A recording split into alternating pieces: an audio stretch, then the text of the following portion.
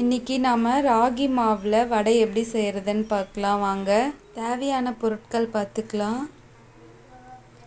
1 cup ragi மாவு, 6 காஞ்ச மிளகாய், 3 மீடியம் சைஸ் வெங்காயம், 1 டம்ளர் வேர்க்கடலை, 2 கட்டி பூண்டு எடுத்து வச்சுருக்கேன். கட் பண்ணி வச்ச வெங்காயம் சேர்த்துக்கலாம். மிளகாய் சேர்த்துக்கலாம். பூண்டு தோல் நீக்கிட்டு இந்த மாதிரி தட்டி வச்சுருக்கேன், இதையும் சேர்த்துக்கலாம். வேர்க்கடலை லைட்டாக ஒன்றும் பாதியமாக அரைச்சின்னு வந்துடலாம். இந்த மாதிரி தான் இருக்கணும். நீங்கள் பச்சை வேர்க்கடலை வேணாலும் சேர்த்துக்கலாம். இதையும் சேர்த்துக்கலாம். நான் முருங்கைக்கீரை 1 கப் எடுத்து வச்சுருக்கேன், இதையும் சேர்த்துக்கலாம். நான் 1 கப்பில் பாதி கப்பு தான் சேர்த்துருக்கேன், ஏன்னா அதிகமாக இருக்குது. இப்போ நம்ம ராகி மாவு சேர்த்துக்கலாம். நான் இந்த கப்பில் 3/4 கப்பு சேர்த்துருக்கேன், 1/4 கப்பு நிறுத்திட்டேன்.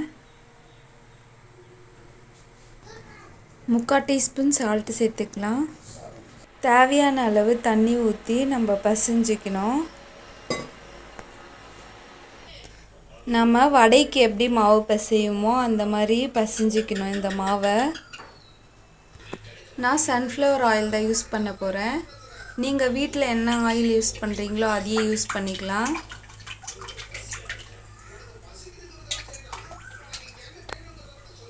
மாவு இந்த அளவுக்கு கொஞ்சம் லூஸாகவே பசைஞ்சிக்கணும், ரொம்ப டைட்டாக பசைஞ்சிக்கக்கூடாது. மாவை இந்த அளவுக்கு எடுத்துக்கணும். எடுத்து இந்த மாதிரி உருட்டிக்கோங்க. உருட்டிட்டு இந்த மாதிரி மாவை வச்சு இந்த மாதிரி தட்டிக்கோங்க.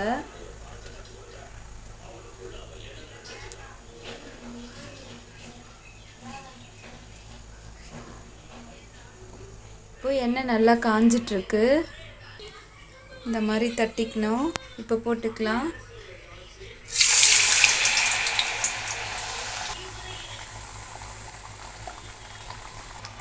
இப்போ நாம் திருப்பி விட்டுக்கலாம்.